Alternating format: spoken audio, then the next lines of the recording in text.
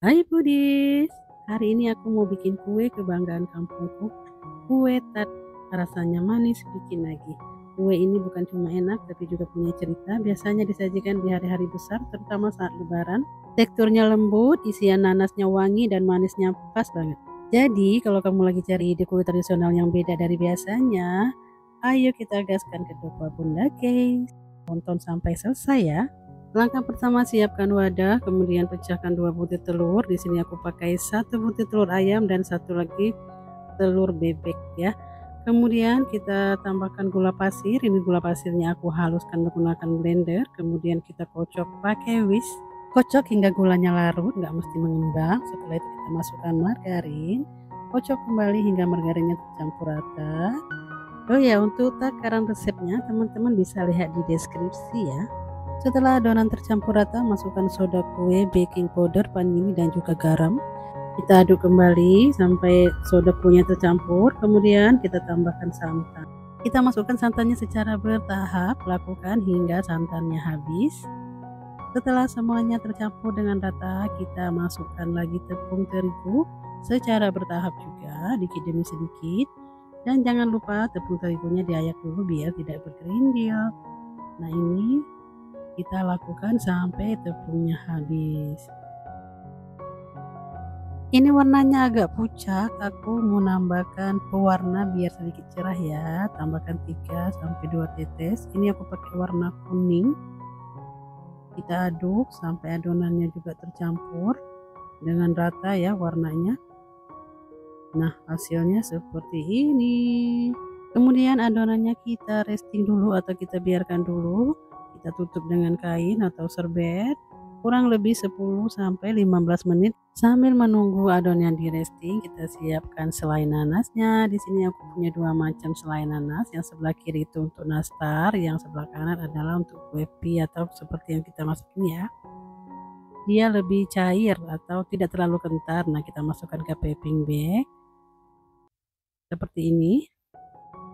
Kita lanjut lagi ke adonan yang tadi. Ini sudah 15 menit, kita buka adonannya. Kira-kira hasilnya seperti ini ya. Lalu kita siapkan loyang. Di sini aku pakai loyang bulat ukuran 22 cm. Jangan lupa loyangnya diolesin margarin agar tidak lengket. Kemudian kita masukkan adonan, kira-kira saja ya, jangan terlalu tebal ataupun tipis. Ratakan adonan sampai ke pinggir-pinggir loyang ya. Setelah rata, kita tusuk-tusuk kuenya seperti ini biar tidak ada udara yang mengendap di bawah. Kemudian kita beri selai nanas, ratakan sampai ke permukaan kue. Seperti ini ya hasilnya. Selanjutnya aku bikin hiasan di atas kuenya. Caranya kita ambil adonan yang tadi sebagian, tambahkan tepung biar lebih kental. Ini fungsinya biar nanti hiasannya tidak melebar pada saat dipanggang. Kalau terlalu cair dia melebar dan hilang nanti. Kemudian kita masukkan ke dalam baby bag. Setelah itu baru kita hiaskan kue-kuenya tadi. Hiasannya wajib seperti ini ya, memang ini ciri khasnya seperti ini, disilang-silang. Kemudian kita jepit atau istilah kami itu menggubet ya. Menggubet itu dibikin bentuk-bentuk. Menggubet atau menjepit adonan hingga berbentuk seperti bentuk adonan daun. Nah, ini jepitannya tidak bisa menjepit karena lengket. Jadi kita beri tepung dulu biar tidak lengket. Nah, itu dia hilang kalau terlalu lembut, nanti bentuknya hilang. Nah, jepitku patah teman-teman, jadi kita bentuk seperti ini aja ya. Nah, ini sudah siap kita panggang. Ovennya sudah aku panasin. Nah, untuk ovennya ini ya, aku tadi nggak pakai suhu berapa, aku nggak tahu karena memang aku nggak punya ukuran apa namanya untuk suhu itu loh. Inilah susahnya nggak pakai oven listrik, jadi nggak tahu berapa ukuran suhu ya. Jadi ini aku pakai perasaan aja. Waktu pertama manasin oven apinya besar, begitu adonannya masuk, aku kecilin apinya ke sedang. Ini kita masak sampai kuenya matang. Kemudian tadi ada sisa kue, sisa adonan, aku masukkan ke cetakan seperti ini. Jadi untuk cetakan kecil-kecil ini namanya anak tat. Yang besar tadi namanya baitat atau mak tat. Jadi bapaknya nggak tahu kemana, kayak Bang Toy itu nggak pulang-pulang. Jadi yang besar namanya mak baitat, yang kecil namanya anak tat. Ini ada sisa adonan yang kecil tapi adonannya keras, kita bentuk seperti ini aja.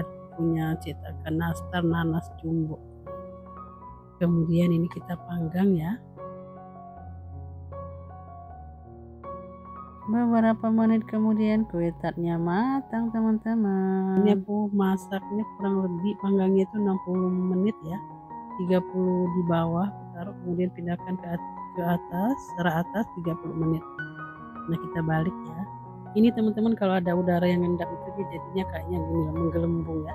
Ini kita balik, kuenya sudah siap kita santap. Ini juga kue tart Bengkulu, cita rasa warisan selalu ditunggu saat lebaran. Kalau kata temanku, rasa kue tart ini mirip nastar, cuman kalau nastar kalau dimakan 1-2 sudah enak, tapi kalau kue ini nggak enak karena kita tidak menggunakan butter.